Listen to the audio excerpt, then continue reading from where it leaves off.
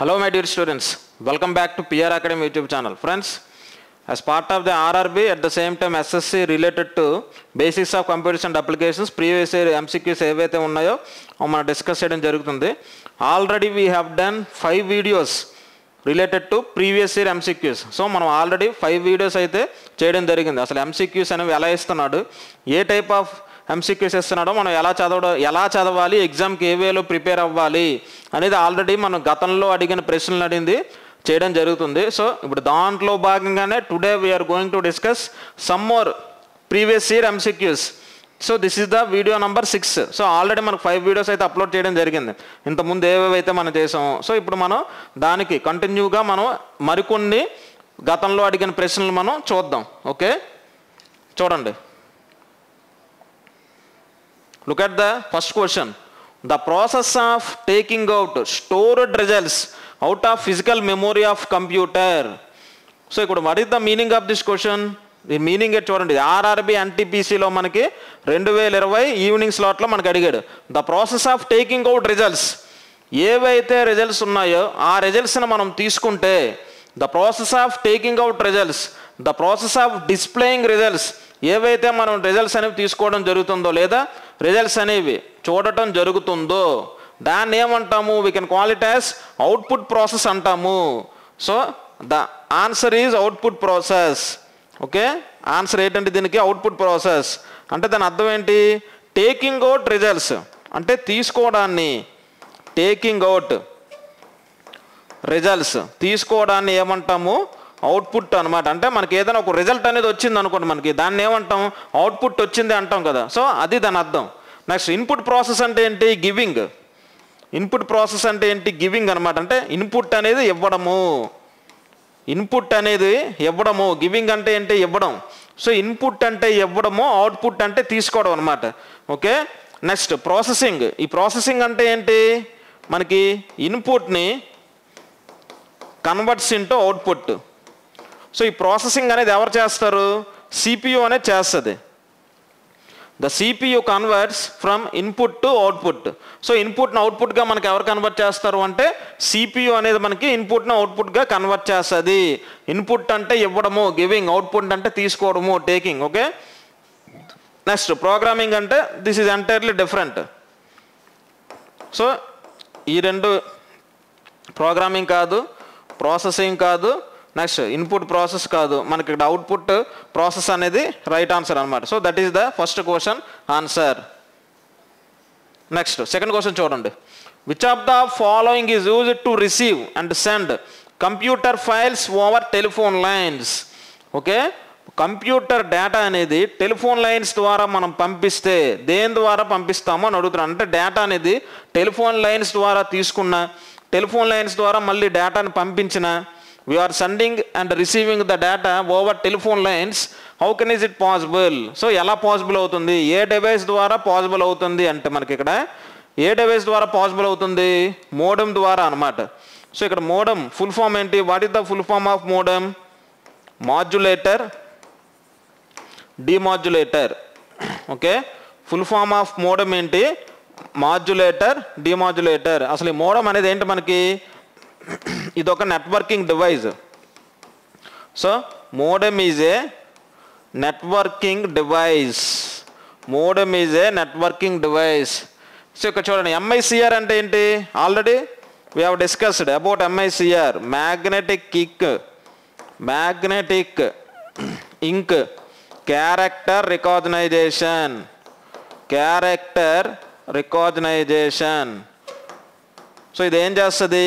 బ్యాంక్స్లో checks, demand drafts ఉంటాయి కదా, వాటి మీద ఉండే క్యారెక్టర్స్ని రీడ్ చేస్తుంది అనమాట ఇది, ఈ MICR అనేది.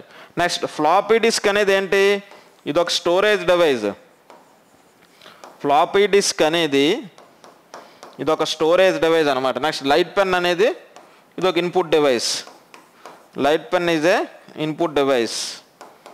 Okay, light pen is a input device. So ఇప్పుడు మనకు ఆప్షన్ ఏంటి? రైట్ ఆన్సర్ మోడెమ్ అనమాట. సో మోడెమ్ ద్వారా మనం ఎప్పుడైతే ఒక ఇంటర్నెట్కి లేదా మనం ఒక సిస్టమ్కి మోడెమ్ అనేది పెట్టుకుంటామో దాని ద్వారా టెలిఫోన్ లైన్స్ ద్వారా మనకి ఏంటంటే డేటా అనేది వెళ్తుంది, మళ్ళీ రిసీవ్ చేసుకుంటాం అనమాట. So modem is the right answer. Next third question చూడండి. Which of the following is not an operating system? ఈ కింది వాటిలో ఆపరేటింగ్ సిస్టమ్ కానిది ఏది అని అడిగాడు మనకి. ఓకే, ఇది వెరీ వెరీ క్రిటికల్ క్వశ్చన్ అనమాట. ఇది మనకి ఎప్పుడు అడిగాడు? ఎన్టీపీసీలో 2021లో మనకి జనవరి 21న ఈవినింగ్ స్లాట్లో మనకి ఈ పర్టికులర్ క్వశ్చన్ అనేది అడగడం జరిగింది అనమాట. సో మనం ఈ ఆపరేటింగ్ సిస్టమ్స్ అనే ఎంటైర్ కాన్సెప్ట్ కూడా మనం డిస్కస్ చేయడం జరిగింది. ఈ ఆపరేటింగ్ సిస్టమ్స్లో మనం అసలు ఆపరేటింగ్ సిస్టమ్స్ అంటే ఏంటి, ఆపరేటింగ్ సిస్టమ్స్లో ఉండే ఫంక్షనాలిటీస్, ఈ ఆపరేటింగ్ సిస్టమ్కి సంబంధించి ఫంక్షన్స్ డిస్కస్ చేయడం జరిగింది. అలాగే ఇంకేం డిస్కస్ చేసాం? Types of operating systems discuss చేయడం జరిగింది. అలాగే at the same time Windows operating system గురించి డిస్కస్ చేయడం జరిగింది. అలాగే విండోస్లో మనకి వెర్షన్స్ ఎన్నైతే ఉన్నాయో వెర్షన్స్ కూడా డిస్కస్ చేయడం జరిగింది. నెక్స్ట్ విండోస్ అయిపోయిన తర్వాత లైనక్స్, అలాగే next operating system Unix. So ఈ 3 టైప్స్ ఆఫ్ ఆపరేటింగ్ సిస్టమ్స్కి మనం డిస్కస్ చేయడం జరిగింది. ఎక్కడ డిస్కస్ చేసాం? కంప్లీట్ కంటెంట్ అంతా మనం పిఆర్ అకాడమీ అఫీషియల్ యాప్ ఏదైతే ఉందో, PR Academy, this is the official app for this YouTube channel. మన యూట్యూబ్ ఛానల్ ఎలాగైతే పిఆర్ అకాడమీ అని ఉందో, so PR Academy official app also there. So ఆ పర్టికులర్ అఫీషియల్ యాప్లో కంప్లీట్ కంప్యూటర్ సిలబస్ మొత్తం మనం డిస్కస్ చేయడం జరిగింది. So till now 90+ videos upload చేయడం జరిగింది. Still it is going on MS Office. Present మనకేంటి ఎంఎస్ ఆఫీస్ అనేది అవుతుంది. సో ఎంఎస్ ఆఫీస్ కూడా డైలీ వీడియోస్ అనేవి అప్లోడ్ చేయడం జరుగుతుంది. ఓకే, సో దీంతో పాటు మొత్తం arithmetic, next reasoning, next general awareness, okay, next computers, next basic science and engineering, so మొత్తం ఆల్మోస్ట్ ఏంటంటే మనకి 500 to 600 వీడియోస్ అనేవి అప్లోడ్ చేయడం జరిగింది. మొత్తం దీని కంటెంట్ ప్రైస్ ఎంత? మనకి 1000 రూపీస్ అనమాట. ఓకే, ఈ కంటెంట్ మొత్తం మనకి 1000 రూపీస్కి అయితే ఇవ్వడం జరుగుతుంది. So my suggestion is everyone should utilise this opportunity. Why? Because this is very less price. Okay, the 1000 rupees this is very less price. You have to take this content from PR Academy app and utilize upcoming, not only for railways but it is also help for SSC and banks also. It will be helpful for upcoming examinations also. So that's why everyone should utilize this opportunity. Okay, so ఇప్పుడు చూడండి question చూద్దాం. Which of the following is not an operating system? మనకి ఇందులో operating system కానిది ఏది అని అడుగుతున్నాడు. Okay, చూడండి. ఉబుంటు అనేది ఏంటి? మనకి ఆపరేటింగ్ సిస్టమ్ అవుతుంది. ఎందుకు? ఉబుంటు అనేది ఏంటి అంటే మనకి లైనక్స్ సంబంధించిన ఆపరేటింగ్ సిస్టము. ఉబుంటు అనేది లైనక్స్ సంబంధించిన ఆపరేటింగ్ సిస్టము. ఎప్పుడైతే మనం లైనక్స్ రన్ చేస్తామో దానికి సంబంధించిన డిస్ట్రిబ్యూషన్ అనమాట ఉబుంటు అనేది. సో అది ఇన్స్టాల్ చేస్తేనే మనం లైనక్స్ రన్ చేసుకోగలం. నెక్స్ట్ ఆండ్రాయిడ్ అనేది ఏంటి? ఇది కూడా ఆపరేటింగ్ సిస్టమే, ఓపెన్ సోర్స్ ఆపరేటింగ్ సిస్టమ్ అనమాట. Android is a open source operating system. Okay, so మనం ఇప్పుడు ఫోన్స్లో, ఆండ్రాయిడ్ ఫోన్స్లో ఎక్కువగా ఏం యూస్ చేస్తున్నాం? లైనక్స్ అనే ఆపరేటింగ్ సిస్టమ్ ఆండ్రాయిడ్ ఫోన్స్లో ఎక్కువ యూస్ చేస్తున్నాం. ఎందుకంటే లైనక్స్ కూడా ఓపెన్ సోర్స్, ఆండ్రాయిడ్ అనేది కూడా మనకు ఓపెన్ సోర్స్ అనమాట. నెక్స్ట్ టాలీ అనేది ఏంటి? మనకి టాలీ అనేది ఏంటి? ఇది ఆపరేటింగ్ సిస్టమ్ కాదు, ఇది ఒక accounting software. Tally is a accounting software అనమాట. Tally is a accounting software. So ఇది ఆపరేటింగ్ సిస్టమ్ కాదు కాబట్టి option C is the right answer. Tally అనేది ఏంటి? మనకి అకౌంటింగ్ సాఫ్ట్వేర్. మింట్ అనేది కూడా మనకి ఏమవుతుంది? ఇది కూడా లైనక్స్ డిస్ట్రిబ్యూషన్. మింట్ అనేది కూడా మనకి లైనక్స్ సంబంధించిన డిస్ట్రిబ్యూషన్. సో ఉబుంటు అనేది ఎలాగైతే ఉన్నదో మనకి మింట్ అనేది కూడా this is also one of the distributions related to Linux. Okay, so this is the analysis for the third question. So మనకి ఇక్కడ ఆపరేటింగ్ సిస్టమ్ కానిది ఏది అని అడిగారు కాబట్టి టాలీ అనేది ఏమవుతుంది? అకౌంటింగ్ సాఫ్ట్వేర్ అవుతుంది. Ubuntu, Android, Mint, all 3 options are related to operating systems except Tally. Tally is the accounting software. Okay, now we're moving to the next question. చూడండి. Which of the following is not an application software? ఇది మనకి ఎప్పుడు అడిగాడు? సిహెచ్ఎస్ఎల్లో అడిగాడు 2023 అంటే last year మార్చి 10వ తారీఖున shift 2లో అడిగాడు. ఓకే, ఏది మనకి ఇందులో అప్లికేషన్ సాఫ్ట్వేర్ కాదు అని అడుగుతున్నాడు. ఓకే, చూడండి. సో స్ప్రెడ్ షీట్ అంటే ఏంటి? Spread sheet software is nothing but MS Excel. Spread sheet సాఫ్ట్వేర్ని ఏమంటాం మనం? ఎంఎస్ ఎక్సెల్ అంటాం. సో ఎంఎస్ ఎక్సెల్ అనేది ఏమవుతుంది? ఇది ఒక యాప్ కాబట్టి so MS Excel is a application software. MS Excel is a application software. Next word processing అంటే సాఫ్ట్వేర్ అంటే ఏమవుతుంది మనకి? MS word. MS word is a word processing software. So ఇది కూడా మనకి అప్లికేషన్ సాఫ్ట్వేర్ అనమాట. అప్లికేషన్ సాఫ్ట్వేర్, ఇది కూడా application software. Okay, next graphics software అంటే మనకి ఇందులో కూడా మనకి స్క్రాచ్ ఇవన్నీ వస్తాయి. సో ఇది కూడా మనకి అప్లికేషన్ సాఫ్ట్వేర్. ఇది కూడా మనకి అప్లికేషన్ సాఫ్ట్వేర్. ఓకే, ఇది కూడా మనకి application software. So operating systems అనే ఏటేటి వస్తాయి? ఆపరేటింగ్ సిస్టమ్స్ అంటే just now we have discussed this bit. Windows, next Unix, Linux. So ఇవన్నీ ఏమిటవుతాయి మనకి? సిస్టమ్ సాఫ్ట్వేర్స్ అనమాట. ఓకే, ఇవన్నీ మనకి ఏమవుతాయి? సిస్టమ్ సాఫ్ట్వేర్స్ అవుతాయి. సిస్టమ్ సాఫ్ట్వేర్స్ అవుతాయి.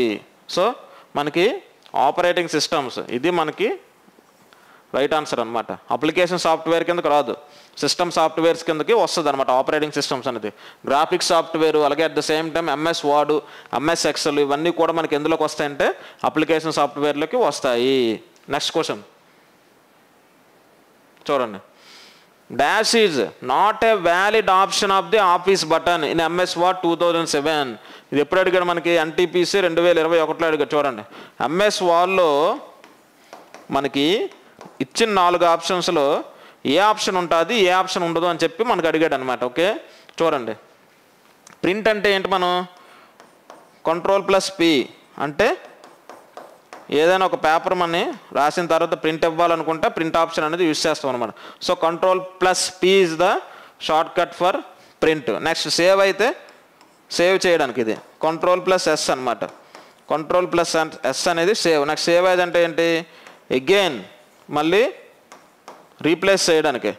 అంటే సేవ్నే మళ్ళీ ఎక్కడైనా పెట్టాలనుకున్నా, ఇంకో నేమ్ ఇవ్వాలనుకున్నా, లేకపోతే ఇంకెక్కడైనా వేరే ప్లేస్లో సేవ్ చేయాలనుకుంటే we have to go to the save as option in the MS Word. So save as, print, all 3 options which are used in the MS Word except presentation. అసలు ఈ ప్రెజెంటేషన్ అనేది మనం ఎక్కడ యూజ్ చేస్తాం?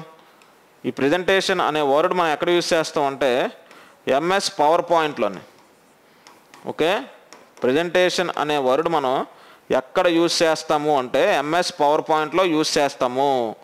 Okay, MS power పాయింట్లో use చేస్తాము. So ఈ 3 కూడా మనం ఎంఎస్ వర్డ్లో యూజ్ చేస్తాము. సేవ్ యాజ్, ప్రింట్ ఈ 3 ఎంఎస్ వర్డ్లో యూజ్ చేస్తాం. ప్రెజెంటేషన్ అనేది ఎంఎస్ పవర్ పాయింట్లో యూజ్ చేస్తాం. So option A is the right answer. అదేం అడిగాడు? Not a valid option. MS ఆఫీస్కి సంబంధించి నాట్ ఏ వ్యాలిడ్ ఆప్షన్ ఏది అంటే మనకి అక్కడ presentation is the right answer. Next చూడండి. What is the default name of the first worksheet in the MS Excel 2010 workbook? Okay, W-Sheet-1 కాదు. Next spreadsheet. Spreadsheet అనేది ఇదేమవుతుంది మనకి? MS Excel name spreadsheet అంటాం. MS ఎక్సెల్నే మనం spreadsheet అంటాం. కానీ అడిగి ఏమడిగాడు? Default name of the first worksheet. Worksheet దానికి డిఫాల్ట్ నేమ్ అనేది ఏంటి అని అడుగుతున్నాడు మనకి. ఓకే, ఇది కూడా కాదు. Next Worksheet-1. Worksheet-1 కూడా మనకు కాదు. సో Sheet-1 అనమాట. Sheet-1 అనేది మనకి డిఫాల్ట్ వర్క్ షీట్. అంటే చూడండి, ఎంఎస్ ఎక్సెల్లో మనకి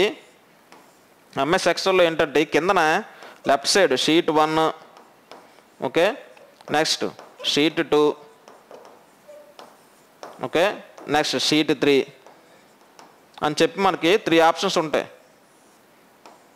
ఓకే, Sheet-1, Sheet-2, Sheet-3 అని చెప్పి 3 ఆప్షన్స్ ఉంటాయి. ఇవేంటి? డిఫాల్ట్ వర్క్ షీట్ నేమ్స్ అనమాట. Okay, Sheet-1 is the right answer. అంటే ఈ పర్టికులర్ Sheet-1లో క్లిక్ చేస్తే మనం ఇక్కడ మనకు ఎలా కనిపిస్తుంది అంటే రోస్ కాలమ్స్ ఈ షీట్ 1లో ఉంటాయి అనమాట. దీన్ని మళ్ళీ రీనేమ్ చేసుకోవచ్చు. రైట్ బటన్ క్లిక్ చేసి ఇక్కడ మనం రీనేమ్ పెట్టుకోవచ్చు అనమాట. నెక్స్ట్ షీట్ 2 కూడా అంతే సేమ్. ఇది షీట్ 1 అయిపోయిన తర్వాత షీట్ 2లోకి వెళ్ళాలంటే షీట్ 2లోకి వెళ్ళొచ్చు అనమాట. ఓకే, అది నెక్స్ట్ చూడండి. సో 7th క్వశ్చన్ చూడండి ఒకసారి.